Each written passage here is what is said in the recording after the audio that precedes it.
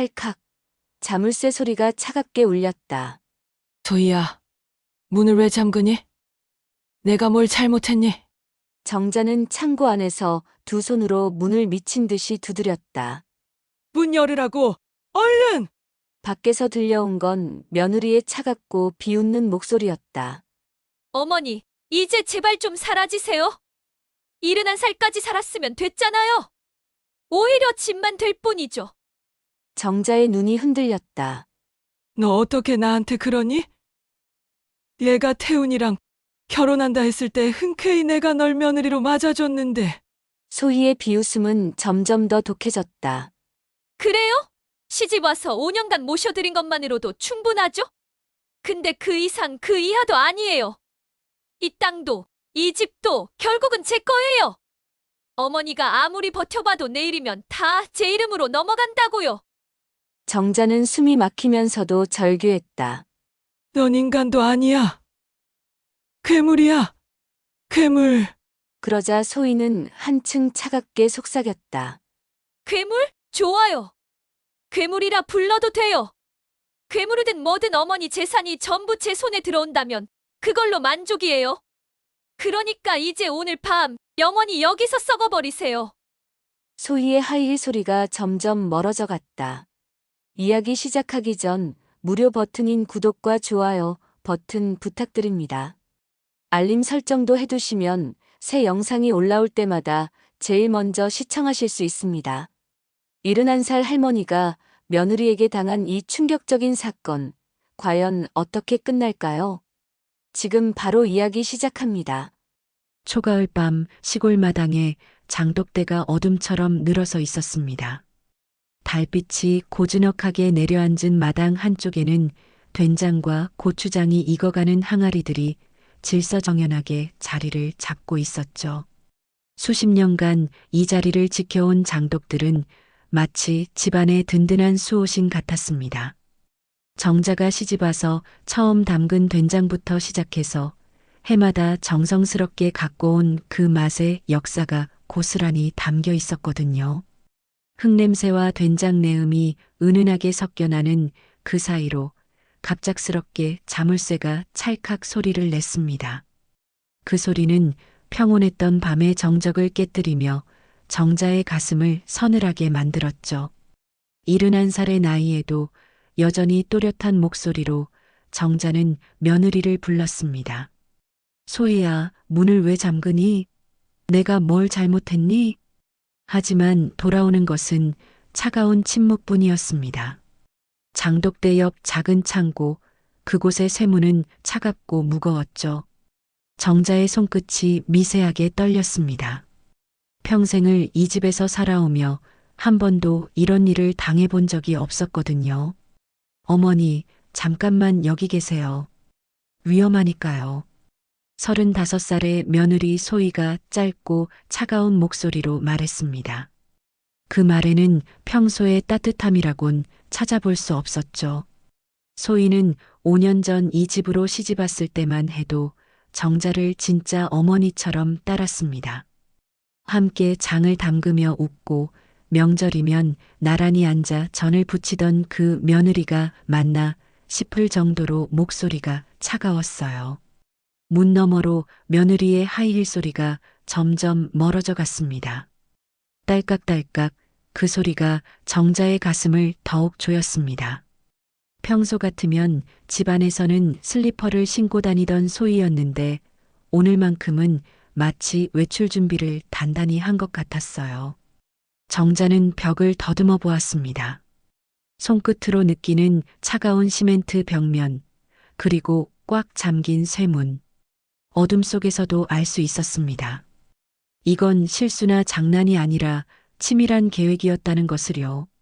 평생을 이 집에서 살아온 정자에게는 모든 구석구석이 익숙했지만 지금 이 순간만큼은 모든 것이 낯설게 느껴졌습니다. 창고 밖에서 소희의 목소리가 더욱 또렷해졌습니다. 전화를 걸고 있는 것 같았어요. 네, 이장 도장만 받으면 내일 오전에 위임장 끝나요. 땅은 제 쪽으로 넘기는 걸로 확실합니다. 정자의 심장이 쿵쾅거렸습니다. 위임장? 땅? 무슨 소리인지 이해가 되면서도 동시에 믿고 싶지 않았어요. 이 땅은 남편이 평생 농사 지으며 지켜온 땅이었거든요. 남편이 세상을 떠나기 전 정자에게 당부했던 말이 떠올랐습니다. 여보, 이 땅만은 함부로 넘기면 안 됩니다. 우리 조상들이 피와 땀으로 일군 땅이니까요. 병원 진단서도 이미 준비했어요. 판단 능력 없음으로 처리하면 모든 게 간단해져요. 그 말을 들은 정자는 주먹을 꽉 쥐었습니다. 판단 능력이 없다고? 자신을 이렇게 가둔 며느리가 정말 그런 소리를 하고 있다니요. 정자는 아직도 혼자서 장독대 관리를 하고 텃밭에서 채소를 기르고 동네 경로당에서는 다른 어르신들의 상담을 들어주는 사람이었는데 말이죠. 창고 안은 온통 어둠뿐이었습니다. 가을밤의 찬 바람이 틈새로 스며들어 정자의 어깨를 감쌌죠. 오래된 농기구들과 빈 상자들이 어둠 속에서 희미한 실루엣을 만들고 있었습니다. 정자는 이 창고가 원래 남편이 농기구를 보관하던 곳이라는 걸 알고 있었어요. 남편이 살아있을 때는 매일 아침 이곳에서 호미와 삽을 꺼내 들고 밭으로 향하곤 했죠. 사람 있어요? 누구 없나요? 정자는 목청껏 소리쳤습니다. 하지만 돌아오는 것은 멀리서 들리는 개 짖는 소리뿐이었죠. 마을은 이미 깊은 잠에 빠져 있었고 정자의 외침은 밤바람에 흩어져 사라졌습니다. 이 시간이면 동네 사람들은 모두 잠자리에 들 시간이었거든요. 바람이 장독 뚜껑을 미세하게 흔들었습니다. 덜컹, 덜컹. 그 소리가 묘하게 정자의 마음에 울림을 주었죠. 마치 장독들이 정자에게 무언가를 말하고 있는 것 같았습니다. 수십 년간 정자와 함께해온 그 장독들이 지금 이 상황을 지켜보고 있는 것만 같았어요. 소희의 통화가 계속되고 있었습니다. 내일 오전 10시에 공인중개사 사무실에서 만나죠. 네, 매매 계약서 준비 완료했고요. 어머니는 요양원으로 모실 예정입니다. 요양원? 정자는 귀를 의심했습니다. 자신이 아직 건강하고 혼자서도 충분히 생활할 수 있는데 요양원이라니요. 더구나 자신의 허락도 받지 않고 그런 계획을 세우다니 정자는 분노가 치밀어 올랐습니다. 정자는 천천히 숨을 고르며 주변을 살펴보기 시작했습니다. 어둠 속에서도 손으로 더듬어가며 이 좁은 공간을 파악해야 했거든요. 체면과 명예, 평생 지켜온 집과 땅, 그 모든 것이 한순간에 흔들리고 있었지만 정자는 아직 포기할 생각이 없었습니다. 71년을 살아오며 온갖 시련을 겪어본 정자였으니까요. 벽 모서리에서 손끝이 뭔가 거친 것을 만났습니다. 나무로 된 판자 같은 것이었어요. 정자는 조심스럽게 그 부분을 더듬어 보았습니다. 분명히 뭔가 있을 거라는 직감이 들었거든요. 정자의 손끝이 벽 모서리에 거친 나무 판자를 더듬고 있을 때 밖에서 소희의 목소리가 더욱 선명하게 들려왔습니다. 창고와 장독대 사이의 거리가 가까워서 소리가 고스란히 전해지고 있었거든요. 정자는 숨을 죽이고 귀를 기울였습니다. 맞아요. 내일 오전에 매매 계약 찍고 어머니는 결정 능력 없음으로 정리해요. 병원 진단서 이미 받아놨어요. 소희의 목소리는 평소보다 훨씬 차갑고 계산적이었습니다. 5년 전 이 집으로 시집왔을 때 어머니, 제가 평생 모실게요라며 눈물까지 흘리던 그 며느리가 맞나 싶을 정도였죠. 정자는 벽에 등을 기대며 천천히 주저앉았습니다. 다리에 힘이 빠져나가는 것을 느꼈거든요. 바람이 다시 한번 장독 뚜껑을 흔들었습니다. 덜컹, 덜컹. 그 소리 사이로 소희의 통화가 계속 이어졌어요. 네, 맞습니다. 시어머니 명의로 된 땅이 전부 3,000평 정도 되거든요. 시세로 따지면 최소 5억은 나올 거예요.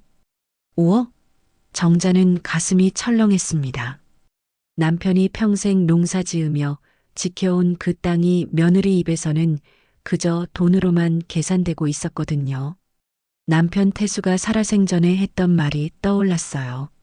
이 땅은 우리 아버지, 할아버지가 피땀 흘려 일군 터전이야. 함부로 팔면 안 되는 땅이라고. 어머니가 요양원 가시면 관리비도 안 들고 저희 부부는 서울로 이사 갈 수 있어요. 태훈이도 서울에서 사업 확장하려고 하거든요. 정자의 가슴 속에서 뭔가 뜨거운 것이 치밀어 올랐습니다. 분노였을까요? 아니면 서러움이었을까요? 아들 태훈이 서울에서 사업을 한다는 것은 알고 있었지만 그것 때문에 자신을 요양원에 보내려 한다니요. 게다가 자신을 가둬놓고 뒤에서 이런 계획을 세우고 있었다니 정자는 믿기지 않았습니다. 창고 안쪽에서 뭔가 바스락거리는 소리가 났습니다. 정자는 조심스럽게 그쪽으로 손을 뻗어보았어요. 손끝에 닿은 것은 낡은 마대자루였습니다. 그 안에는 오래된 농기구들이 들어 있었죠. 호미, 낫, 그리고 작은 손전등도 하나 있었어요. 정자는 손전등을 켜보려 했지만 배터리가 다 떨어진 것 같았습니다. 내가 미쳤다고? 내가 날 가두고? 정자는 혼잣말로 중얼거렸습니다. 목소리에는 분노와 함께 깊은 상처가 배어 있었어요. 평생 가족을 위해 희생하며 살아왔는데 이제 와서 판단 능력이 없다며 쫓겨나야 한다니요. 더구나 자신을 가둬놓고 뒤에서 재산을 처분하려 한다니 이런 배신이 또 있을까 싶었습니다. 소희의 통화는 아직 끝나지 않았습니다. 공인중개사도 이미 연락했어요. 내일 오전 9시에 와서 계약서 작성하기로 했거든요. 어머니 도장은?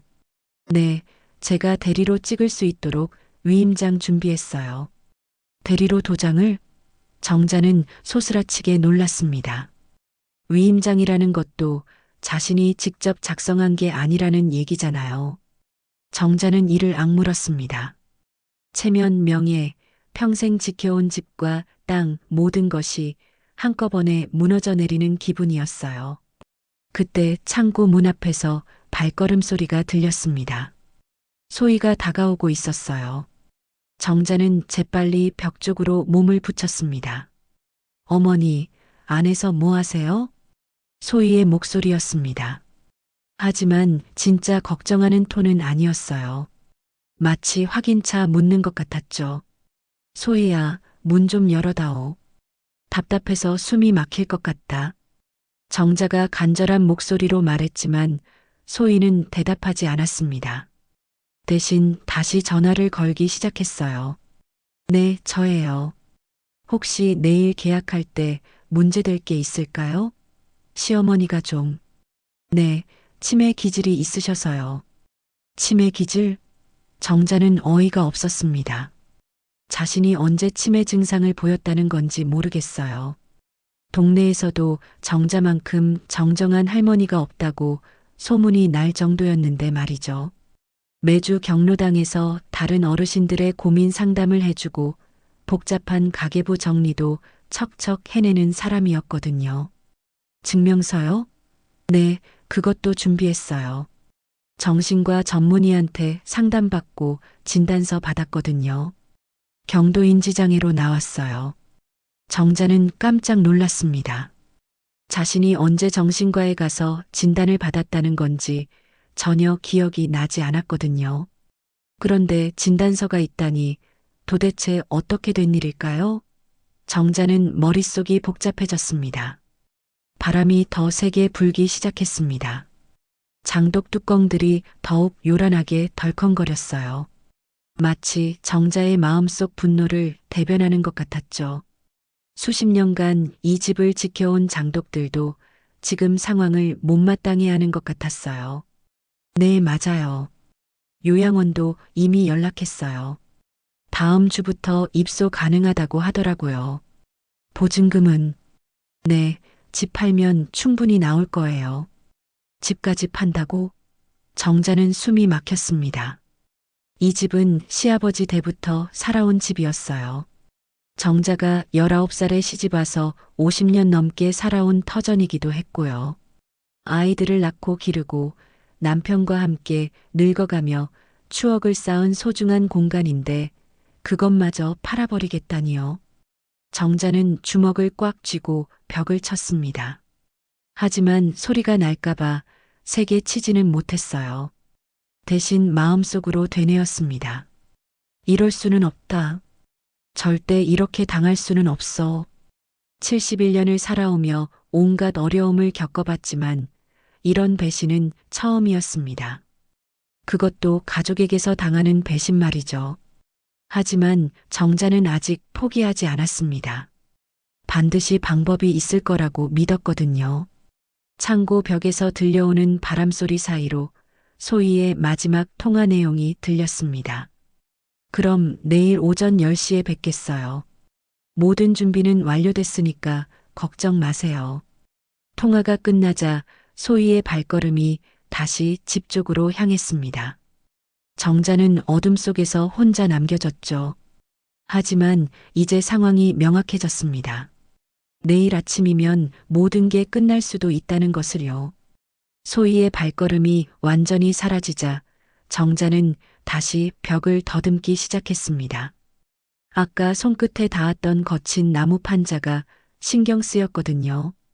어둠 속에서 조심스럽게 손을 움직여 보니 그 나무판이 벽 하단 부분을 막고 있는 것 같았어요. 정자는 손톱으로 나무판 가장자리를 비집어 보았습니다. 끼익 하는 소리와 함께 판자가 조금씩 움직였어요. 오래된 나무라서 그런지 습기에 약간 부풀어 있었지만 계속 힘을 주니까 서서히 벌어졌죠. 뭐가 있는 거지? 정자가 혼잣말로 중얼거리며 더 세게 밀어보니 드디어 나무판이 한쪽으로 밀려났습니다. 그 안쪽은 작은 틈새 공간이었어요. 손을 넣어보니 먼지와 거미줄이 손끝에 닿았지만 정자는 개의치 않고 더 깊숙이 손을 넣어 보았습니다. 바스락. 뭔가 종이 같은 것이 손가락에 걸렸어요. 정자는 조심스럽게 그것을 꺼내 보았습니다. 어둠 속에서는 잘 보이지 않았지만 손으로 만져보니 봉투 같았어요. 그런데 그 봉투 겉면에 뭔가 글씨가 적혀 있는 것 같았죠. 정자는 봉투를 창고 문 쪽으로 가져가 보았습니다. 문틈으로 새어 들어오는 희미한 달빛에 봉투를 비춰보니 거기에 남편 태수의 글씨가 선명하게 보였어요. 정자에게 급하면 열어라. 정자의 손이 떨렸습니다. 남편이 세상을 떠난 지 벌써 2년이 다 되어 가는데 이런 편지를 남겨놨다니요. 게다가 급하면 열어라라고 적혀 있는 걸 보니 마치 지금 같은 상황을 예상하고 준비해 둔 것 같았어요. 이게 뭐람? 정자는 떨리는 손으로 봉투를 열었습니다. 안에는 여러 장의 서류가 들어 있었어요. 어둠 속에서는 내용을 제대로 볼 수 없어서 정자는 다시 문틈 쪽으로 이동했습니다. 달빛이 가장 잘 들어오는 곳에서 서류를 펼쳐보았죠. 첫 번째 서류의 제목을 보고 정자는 깜짝 놀랐습니다.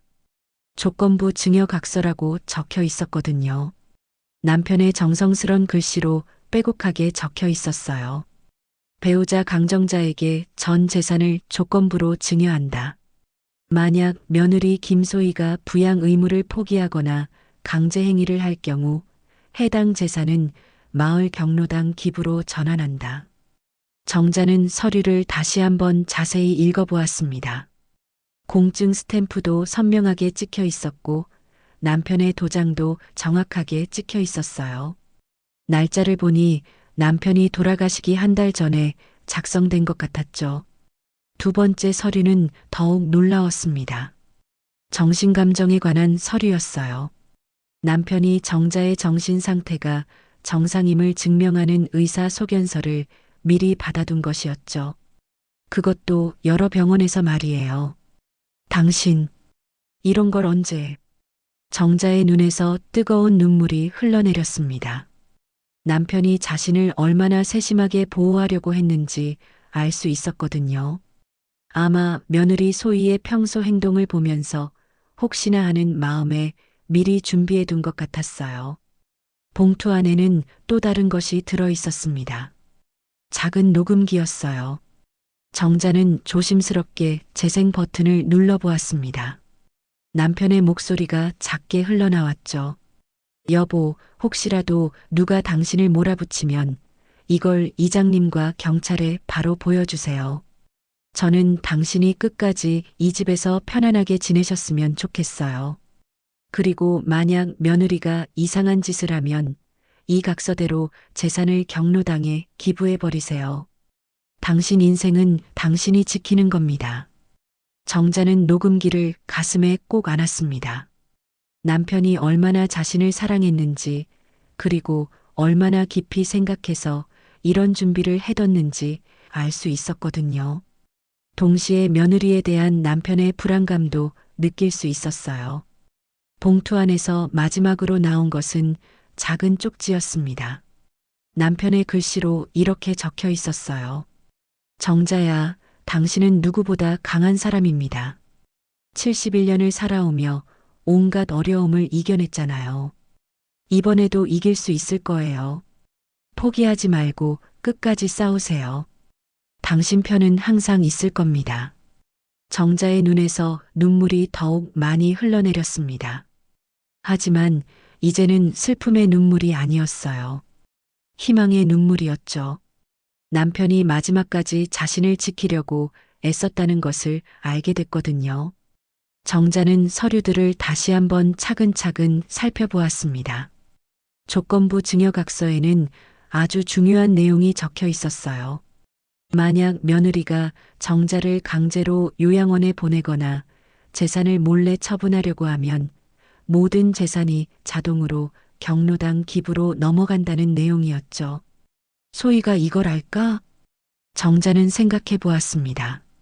아마 며느리는 이런 각서가 있다는 것을 모를 거예요. 남편이 비밀리에 준비해 둔 것이니까요. 그렇다면 지금 소희가 하고 있는 모든 계획들이 무용지물이 될 수도 있다는 얘기였죠. 정자는 녹음기를 다시 재생해 보았습니다. 남편의 목소리를 들으니 마음이 든든해졌어요. 혼자가 아니라는 생각이 들었거든요. 비록 남편은 세상을 떠났지만 여전히 자신을 지켜주고 있다는 느낌이었죠. 그때 창고 밖에서 발걸음 소리가 들렸습니다. 누군가 다가오고 있었어요. 정자는 재빨리 서류들을 봉투에 넣고 가슴팍에 숨겼습니다. 녹음기도 주머니에 넣었죠. 할머니, 들려요? 작은 목소리가 들렸습니다. 아이 목소리 같았어요. 정자는 귀를 기울였습니다.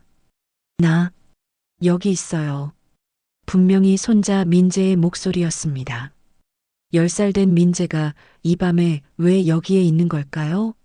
정자는 조심스럽게 대답했어요. 민재야, 너 왜 이 시간에 여기에 있니? 할머니, 엄마가 할머니를 가둔 거 제가 다 봤어요.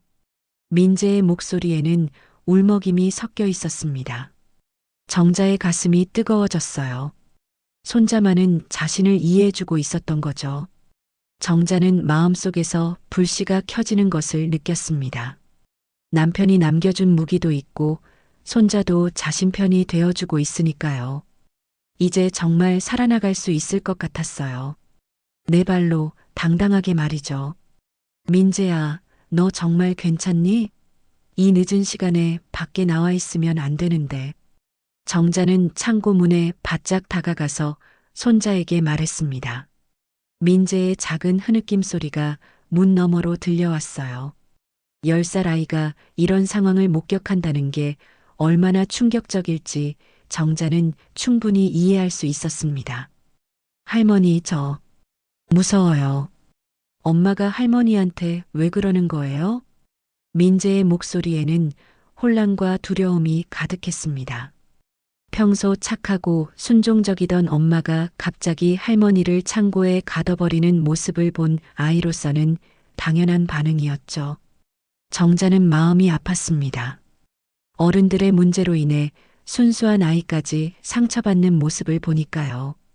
민재야, 할머니는 괜찮으니까 걱정하지 마라. 그런데 너는 어떻게 여기 있는 거니?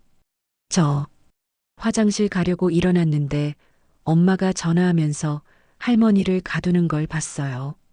그래서 숨어서 지켜보고 있었어요. 민재는 작은 목소리로 대답했습니다. 아이 나름대로 상황이 이상하다는 걸 직감적으로 느꼈던 거죠. 정자는 손자의 영리함에 감사함을 느꼈어요. 엄마가 전화로 뭐라고 했니? 할머니 땅을 팔겠다고 했어요. 그리고 할머니를 요양원에 보낸다고도 했고요. 할머니가 치매라고 거짓말도 했어요. 민재의 말에서 정자는 아이가 생각보다 많은 것을 이해하고 있다는 걸 알 수 있었습니다. 10살이라는 나이가 무색할 정도로 상황을 정확하게 파악하고 있었거든요. 민재야, 그때 엄마가 하는 말을 다른 사람들도 들을 수 있게 할 방법이 있을까? 정자는 조심스럽게 물어보았습니다. 혹시나 해서 말이죠. 할머니, 사실은 민재는 잠시 망설이다가 주머니에서 뭔가를 꺼내는 소리가 났습니다. 제가 휴대폰으로 동영상을 찍었어요. 엄마가 문을 잠그는 것도 찍었고 통화하는 것도 몰래 녹음했어요. 정자는 깜짝 놀랐습니다. 요즘 아이들이 스마트폰을 다루는 솜씨가 어른보다 뛰어나다는 말을 들어봤지만 이런 상황에서 그렇게 기민하게 대처할 줄은 몰랐거든요. 정말이니?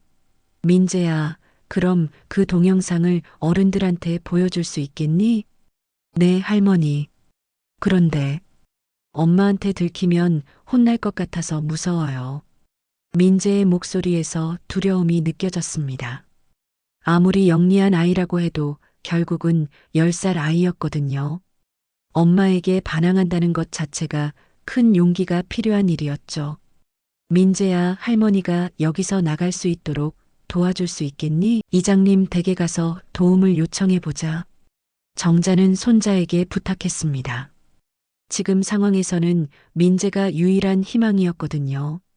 어른들은 모두 잠들어 있고 소희는 집 안에 있으니까 정자 혼자서는 어떻게 할 방법이 없었어요. 할머니, 그런데 문을 어떻게 열죠? 자물쇠가 잠겨 있어요. 민재가 창고 문을 만져보며 말했습니다. 정자도 그 부분이 걱정이었어요. 아이 힘으로는 새 문을 부술 수 없을 테니까요.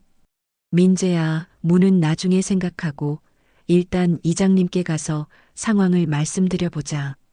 할머니가 여기 갇혀 있다고 하고 내가 찍은 동영상도 보여드리고. 네, 할머니. 그런데 이장님 집이 어디예요? 밤이라서 잘 안 보여요. 민재는 아직 어려서 동네 지리를 완전히 파악하지 못하고 있었습니다. 정자는 차근차근 길을 설명해 주었어요. 담장을 따라서 쭉 가다가 큰 감나무가 있는 집이 이장님 댁이야. 마당에 불이 켜져 있을 거야. 알겠어요, 할머니. 그런데 혹시 엄마가 깨면 어떡하죠? 괜찮다. 엄마는 깊이 잠들어 있을 거야. 그리고 민재야, 이장님께 가기 전에 아빠한테도 연락해 볼 수 있겠니? 정자는 아들 태훈에게도 상황을 알려야 한다고 생각했습니다. 아무래도 며느리보다는 친아들이 더 믿을 만하니까요. 아빠는 서울에 출장 가셔서 내일 저녁에 와요. 전화는 해볼게요. 민재는 휴대폰을 만지작거리며 대답했습니다. 그런데 갑자기 민재의 목소리가 더 작아졌어요. 할머니, 사실 저도 엄마가 무서워요. 요즘 엄마가 자꾸 화내고 할머니 욕도 해요. 할머니가 치매 걸렸다면서 요양원 보내야 한다고 맨날 아빠한테 전화해요. 정자의 가슴이 답답해졌습니다. 손자까지 이런 스트레스를 받고 있었다니요. 소희가 평소에 얼마나 노골적으로 자신에 대한 불만을 드러냈는지 알 수 있었어요. 민재야, 할머니는 치매가 아니야. 아직도 머리가 멀쩡하단다. 그런 소리 듣고 상처받지 마라. 저도 그렇게 생각해요. 할머니는 저한테 재미있는 옛날 이야기도 해주시고 숙제도 도와주시잖아요. 치매 걸린 사람이 그럴 수 있나요? 민재의 말에서 정자는 위로를 받았습니다. 적어도 손자만은 자신을 제대로 이해해주고 있었거든요. 그럼 민재야, 지금 이장님 댁에 가보자. 할머니 혼자서는 여기서 나갈 수 없어. 네, 할머니. 근데 할머니도 조심하세요. 엄마가 다시 올 수도 있어요. 민재는 조심스럽게 일어나는 소리가 났습니다. 작은 발걸음이 점점 멀어져 갔어요. 정자는 손자의 뒷모습을 상상하며 간절히 기도했습니다. 무사히 이장님 댁에 도착해서 도움을 받을 수 있기를 말이죠. 잠시 후 정자는 주머니에서 남편이 남긴 녹음기를 꺼내 보았습니다. 남편의 목소리를 다시 한번 들어보고 싶었거든요.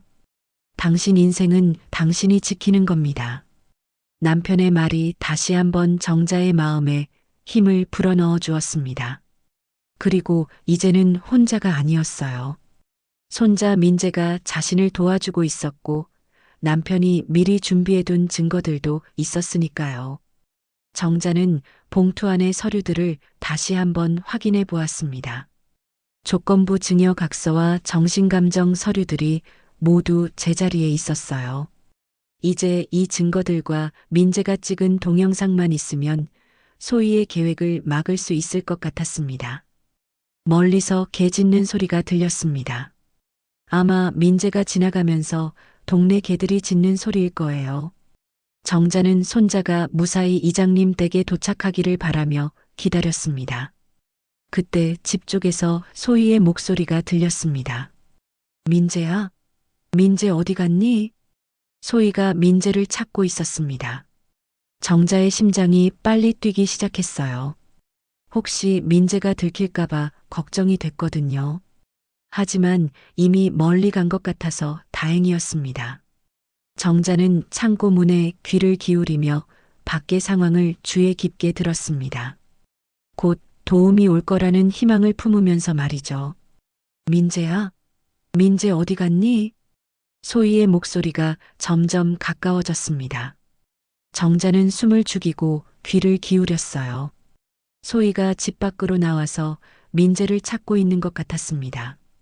혹시 민재가 자신을 도우러 간 것을 눈치챘을까요? 정자는 걱정이 됐습니다. 이상하네. 분명히 방에 있었는데. 소희의 중얼거리는 소리가 들렸습니다. 다행히 민재는 이미 멀리 간 것 같았어요. 정자는 안도의 숨을 내쉬었습니다. 잠시 후 소희의 발걸음이 다시 집 안으로 향하는 소리가 들렸어요. 아마 민재가 화장실에 간 줄 알고 기다리는 것 같았습니다. 정자는 이 틈을 이용해서 스스로 탈출할 방법을 생각해 보기로 했어요. 민재가 도움을 가져오기까지는 시간이 걸릴 테니까요. 정자는 창고 안을 다시 한번 살펴보았습니다. 달빛이 문틈으로 새어 들어와서 조금이나마 주변을 볼 수 있었거든요. 구석에 쌓여있던 농기구들이 눈에 들어왔어요. 낡은 호미, 삽, 그리고 부러진 나무 막대 몇 개가 있었습니다. 혼자서도 나갈 수 있는 방법이 있을까? 정자는 혼잣말로 중얼거리며 농기구들을 하나씩 들어보았습니다. 호미는 너무 작았고 삽은 너무 무거웠어요. 그런데 부러진 나무 막대가 눈에 들어왔습니다. 길이가 제법 길고 단단해 보였거든요. 정자는 그 나무 막대를 들고 창고 문 쪽으로 갔습니다. 문은 쇠로 된 자물쇠로 잠겨 있었지만 문 자체는 오래된 것이었어요. 경첩 부분을 자세히 살펴보니 녹이 많이 슬어 있었습니다. 지렛대 원리를 이용해 보자. 정자는 학교 다닐 때 배웠던 물리 원리를 떠올렸습니다. 비록 71살이지만 머리는 여전히 또렷했거든요. 나무 막대를 경첩과 문틈 사이에 끼워 넣고 힘을 주면 문이 열릴 수도 있을 것 같았어요. 하지만 나무 막대 하나로는 힘이 부족할 것 같았습니다. 정자는 다른 방법을 생각해 보았어요. 그때 장독 뚜껑이 떠올랐습니다. 무거운 장독 뚜껑을 지렛대와 함께 사용하면 더 큰 힘을 낼 수 있을 것 같았거든요. 나는 버티는 사람이 아니야. 나간다. 정자는 마음속으로 되뇌며 결심을 굳혔습니다. 71년을 살아오며 온갖 어려움을 이겨낸 자신이었잖아요. 이 정도 시련에 굴복할 정자가 아니었습니다. 정자는 조심스럽게 창고 문 근처로 갔습니다. 다행히 장독대가 창고 바로 옆에 있어서 손이 닿을 수 있었어요. 가장 가까운 장독의 뚜껑을 살짝 들어보니 꽤 무거웠습니다. 하지만 불가능한 정도는 아니었어요. 정자는 장독 뚜껑을 조심스럽게 들어 올렸습니다. 된장 냄새가 진하게 올라왔어요. 평생 자신이 담가온 된장의 향이었습니다. 그 냄새를 맡으니 마음이 더욱 단단해졌어요. 장독 뚜껑과 나무 막대를 연결해서 긴 지렛대를 만들었습니다. 뚜껑의 무게 때문에 힘들었지만 정자는 포기하지 않았어요. 그리고 그 지렛대를 문 경첩 부분에 대고 온 힘을 다해 밀어보았습니다. 긱! 쇠 경첩이 비틀어지는 소리가 났습니다. 정자는 더욱 힘을 주었어요. 평생 농사일을 하며 단련된 팔힘이 아직 남아 있었거든요. 끽끽. 경첩이 조금씩 휘어지기 시작했습니다. 달빛이 경첩의 녹슨 부분을 반짝이게 했어요. 정자는 숨을 고르며 다시 한번 힘을 주었습니다. 뚝! 드디어 경첩 하나가 완전히 부러졌습니다. 문이 한쪽으로 기울어지면서 틈이 생겼어요. 정자는 그 틈으로 손을 넣어 자물쇠 부분을 만져보았습니다. 조금만 더. 정자는 남은 힘을 다해 지렛대를 더 밀어보았습니다. 또 다른 경첩도 삐걱거리기 시작했어요. 몇 번 더 힘을 주니까 두 번째 경첩도 느슨해졌습니다. 마침내 문이 한 뼘 정도 벌어졌습니다. 차가운 밤 공기가 얼굴을 스쳤어요. 정자는 그 순간 눈물이 뜨겁게 흘러내렸습니다. 자유의 느낌이었거든요. 살았다. 정자는 혼잣말로 중얼거리며 문틈으로 몸을 빼기 시작했습니다. 71살의 나이에도 불구하고 의외로 몸이 유연했어요. 평소 텃밭 일을 하며 몸을 많이 움직였던 덕분이었습니다. 드디어 창고 밖으로 나온 정자는 깊게 숨을 들이마셨습니다. 밤 공기가 이렇게 상쾌할 줄은 몰랐어요. 자유롭게 숨 쉴 수 있다는 것이 얼마나 소중한지 새삼 깨달았습니다. 그때 멀리서 불빛이 보였습니다. 손전등 불빛 같았어요. 누군가 이쪽으로 오고 있었습니다. 정자는 긴장했어요. 혹시 소희가 나온 건 아닐까요? 어머니, 괜찮슈? 익숙한 목소리가 들렸습니다. 마을 이장이었어요. 민재가 성공적으로 도움을 요청한 것 같았습니다. 정자는 안도감에 다리가 풀렸어요. 이장님, 여기 있어요. 정자는 손을 흔들며 큰 소리로 대답했습니다. 이장과 함께 민재도 뛰어왔어요. 손자를 보니 더욱 마음이 든든했습니다. 어머니, 민재가 와서 난리 났어. 며느리가 어머니를 가뒀다고 하던데 정말이야? 이장은 숨을 헐떡이며 물어봤습니다. 나이가 많은 이장도 급하게 뛰어온 것 같았어요. 네, 이장님. 소희가 저를 창고에 가두고 재산을 처분하려고 해요. 그런데 정자는 가슴팍에서 봉투를 꺼내 보였습니다. 남편이 이런 서류를 남겨뒀어요. 조건부 증여각서요. 이장님께서 좀 봐주세요. 이장은 손전등을 비추며 서류를 살펴보았습니다. 공증 스탬프와 도장을 확인한 이장의 표정이 심각해졌어요. 이거 진짜 공증받은 서류네. 그러면 며느리가 하려는 짓이 다 무효가 되는 거야. 그리고 이장님, 민재가 증거도 가지고 있어요. 민재는 휴대폰을 꺼내서 동영상을 보여주었습니다. 소희가 자물쇠를 잠그는 모습과 통화하는 모습이 선명하게 찍혀 있었어요. 이야, 요즘 아이들은 정말 똑똑해. 이 정도면 충분한 증거야. 이장은 감탄하며 말했습니다. 그리고 정자를 걱정스럽게 바라보았어요. 어머니, 다치신 데는 없으시고? 괜찮아요, 이장님. 오히려 더 단단해진 것 같아요. 정자는 웃으며 대답했습니다. 정말로 마음이 단단해져 있었거든요. 이제 두렵지 않았어요. 그때 집에서 소희가 나왔습니다. 멀리서 불빛을 보고 나온 것 같았어요. 소희의 얼굴이 창백해졌습니다. 어머니, 어떻게 거기서 나오셨어요? 소희는 당황한 표정으로 물어봤습니다. 하지만 이미 늦었어요. 모든 증거가 다 준비돼 있었으니까요. 정자는 당당하게 소희를 바라보며 말했습니다. 소희야, 이제 우리 제대로 얘기해보자. 소희는 정자와 이장, 그리고 민재를 번갈아 보며 당황스러운 표정을 지었습니다. 특히 민재가 휴대폰을 들고 있는 모습을 보더니 얼굴이 더욱 하얗게 질렸어요. 민재야, 너 왜 밖에 나와 있니? 어서 들어가자.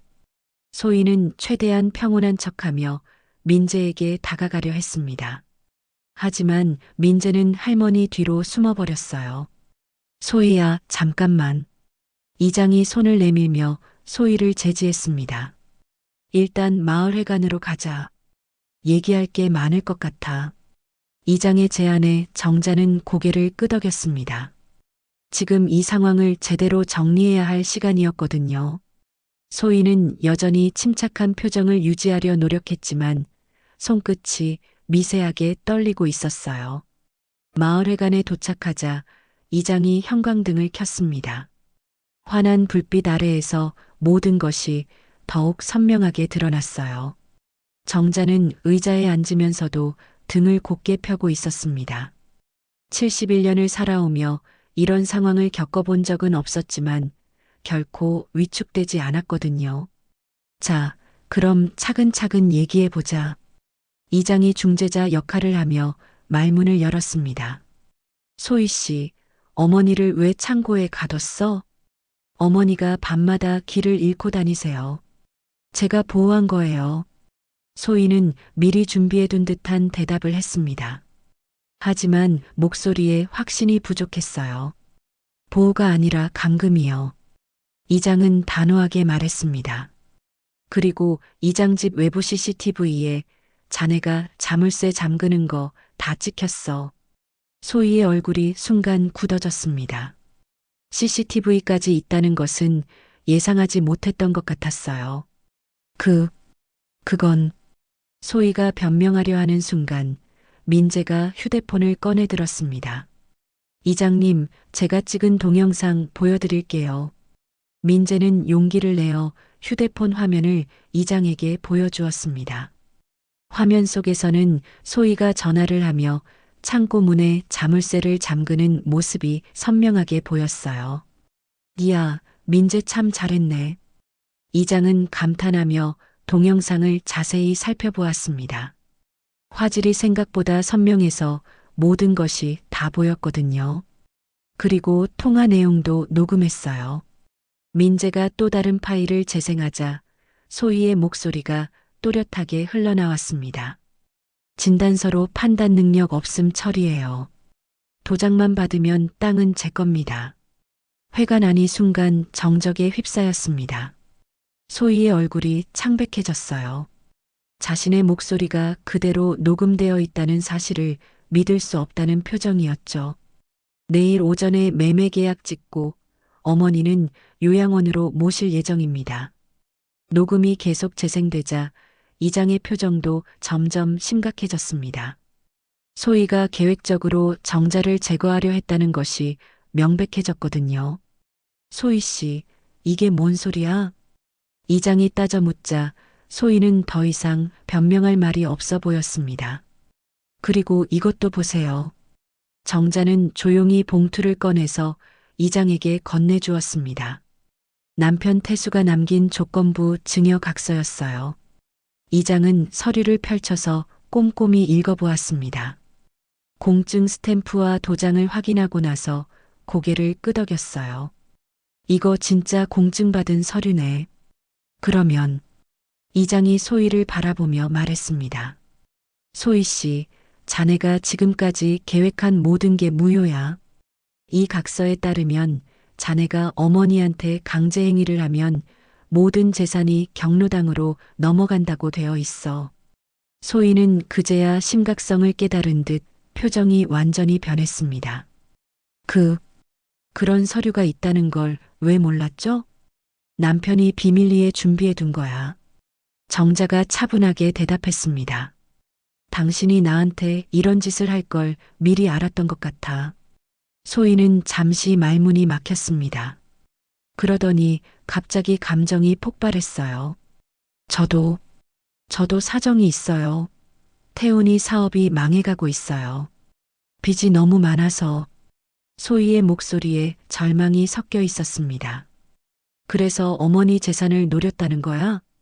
이장이 냉정하게 물어보자 소희는 고개를 떨궜습니다. 미안해요. 하지만 다른 방법이 없었어요. 그때 정자가 조용히 일어섰습니다. 소희를 바라보는 정자의 눈빛에는 분노보다는 실망이 더 크게 느껴졌어요. 소희야. 정자의 목소리는 차분했지만 단호했습니다. 사정이 있다고 해서 죄가 용서되는 건 아니야. 나를 가두고 거짓으로 치매 환자로 만들어서 재산을 빼앗으려 한 건 명백한 범죄야. 소희는 아무 말도 할 수 없었습니다. 그리고 무엇보다 정자는 잠시 말을 멈췄다가 계속했습니다. 민재 앞에서 이런 모습을 보인 것이 가장 용서할 수 없어. 아이가 얼마나 무서웠을 것 같니?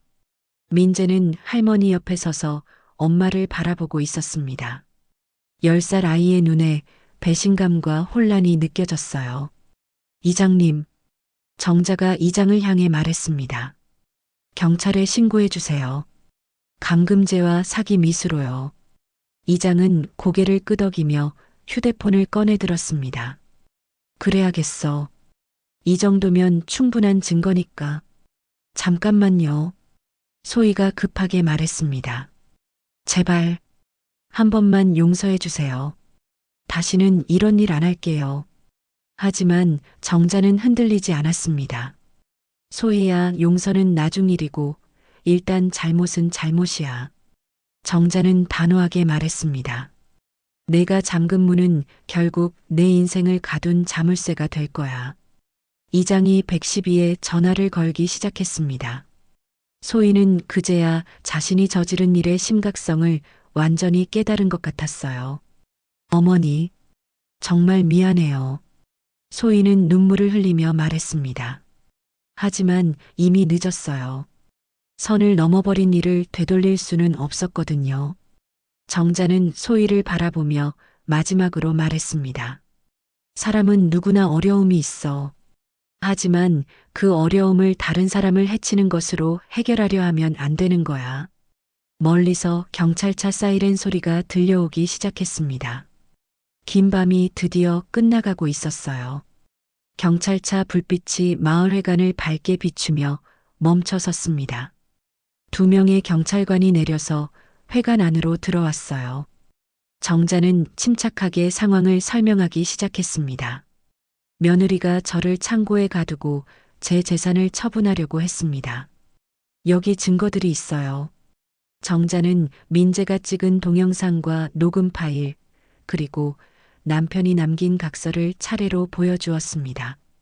경찰관들은 증거들을 꼼꼼히 확인했어요. 이 정도면 감금죄와 사기 미수로 입건 가능하겠네요. 경찰관 중 한 명이 소희를 바라보며 말했습니다. 소희는 고개를 숙인 채 아무 말도 하지 못했어요. 그때 밖에서 급한 발걸음 소리가 들렸습니다. 문이 벌컥 열리며 태훈이 숨을 헐떡이며 들어왔어요. 무슨 일이에요? 민재한테 전화 받고 급하게 서울에서 내려왔는데 태훈은 상황을 파악하지 못한 채 두리번거렸습니다. 경찰관들과 심각한 표정의 사람들을 보고서야 심상치 않다는 걸 깨달았어요. 태훈아, 와서 앉아라. 정자가 아들을 부르며 말했습니다. 목소리에는 실망과 안타까움이 섞여 있었어요. 태훈이 상황을 듣고 나서 소희를 바라보는 눈빛이 완전히 변했습니다. 소희, 그동안 어머니를 뭐로 본 거야? 태훈의 목소리에는 분노와 당황이 뒤섞여 있었습니다. 아내가 이런 일을 저질렀다는 것을 믿을 수 없다는 표정이었어요. 당신도 사업이 어렵다고 했잖아.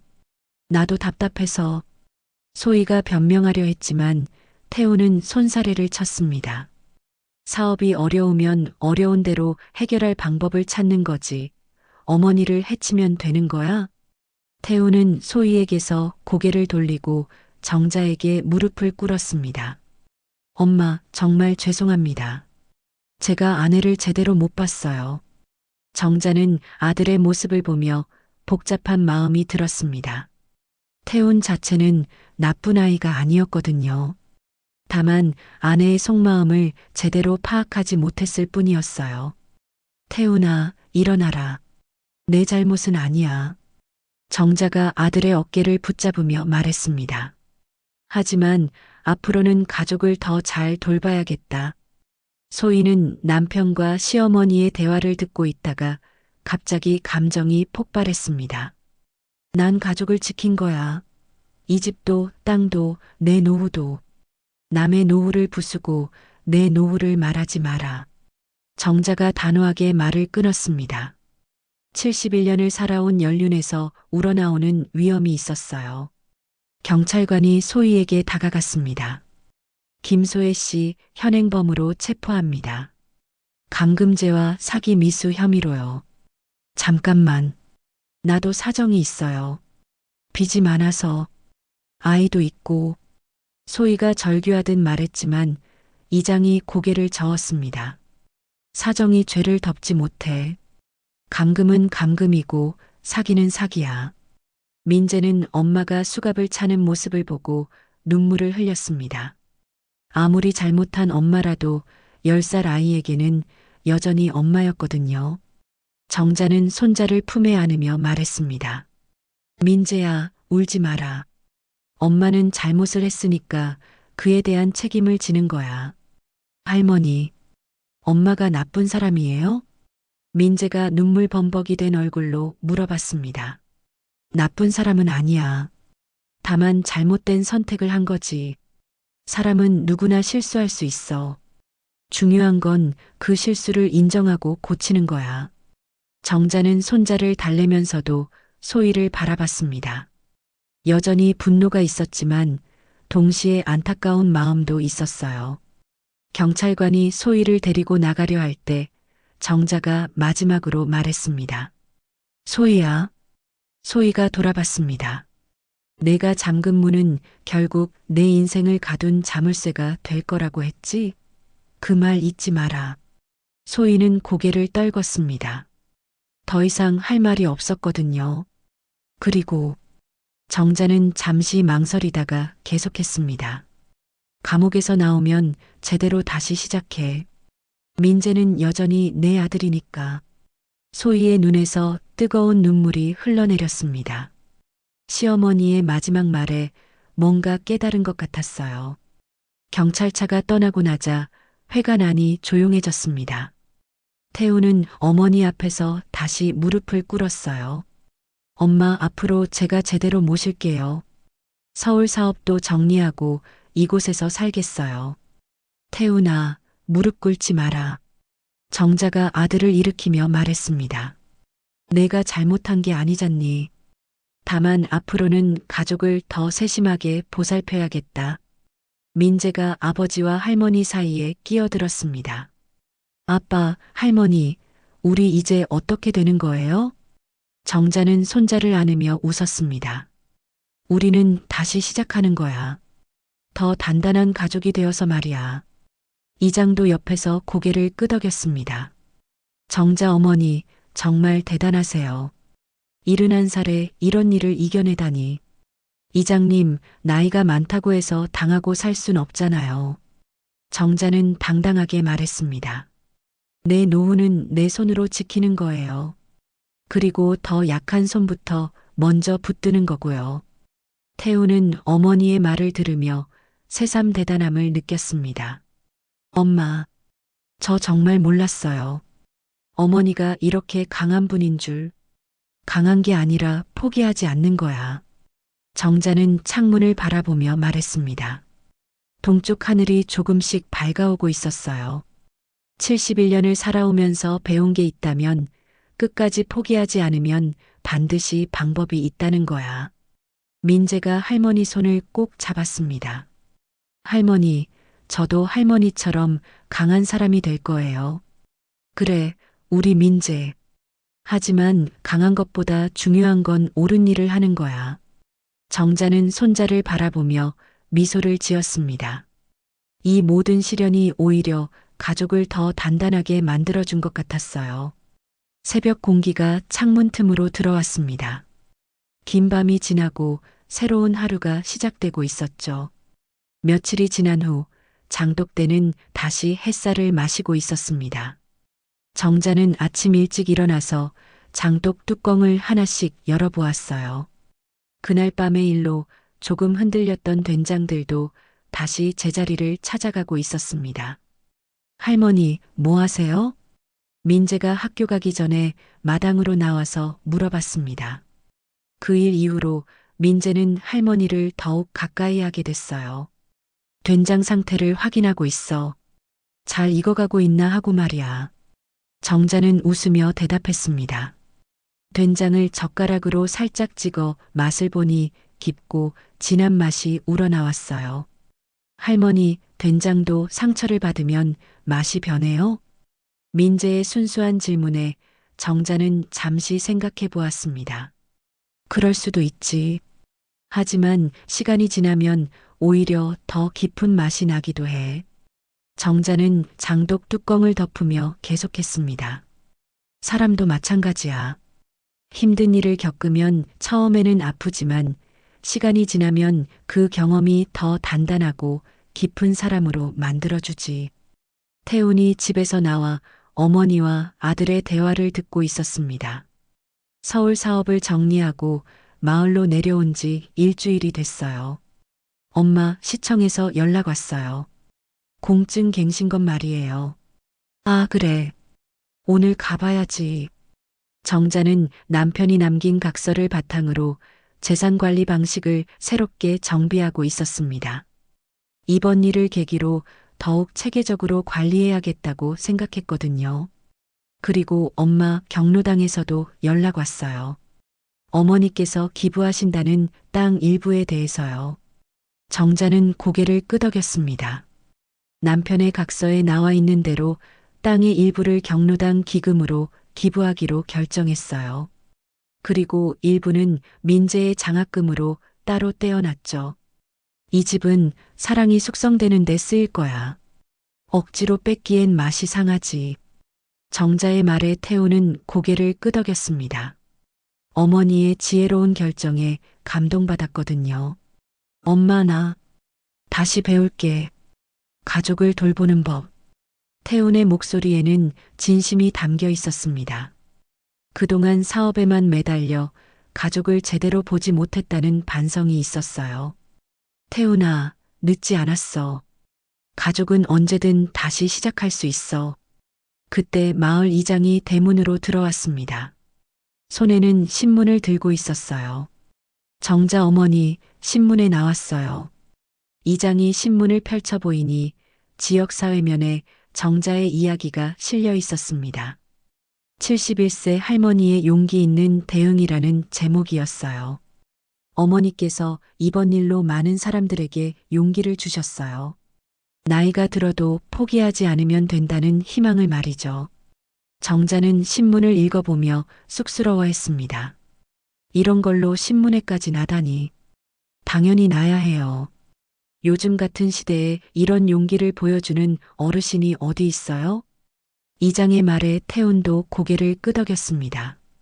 엄마가 정말 자랑스러워요. 점심시간이 되자 민재가 학교에서 뛰어왔습니다. 할머니, 할머니. 민재는 숨을 헐떡이며 소리쳤어요. 왜 그래, 우리 민재? 선생님이 할머니 이야기를 해주셨어요. 반 친구들이 다 부러워해요. 민재의 얼굴에는 자랑스러움이 가득했습니다. 할머니가 정말 멋있다고 했어요. 그리고 민재는 잠시 망설이다가 말을 이었습니다. 엄마는 언제 돌아와요? 소희에 대한 이야기였습니다. 아무리 잘못한 엄마라도 아이에게는 그리운 존재였거든요.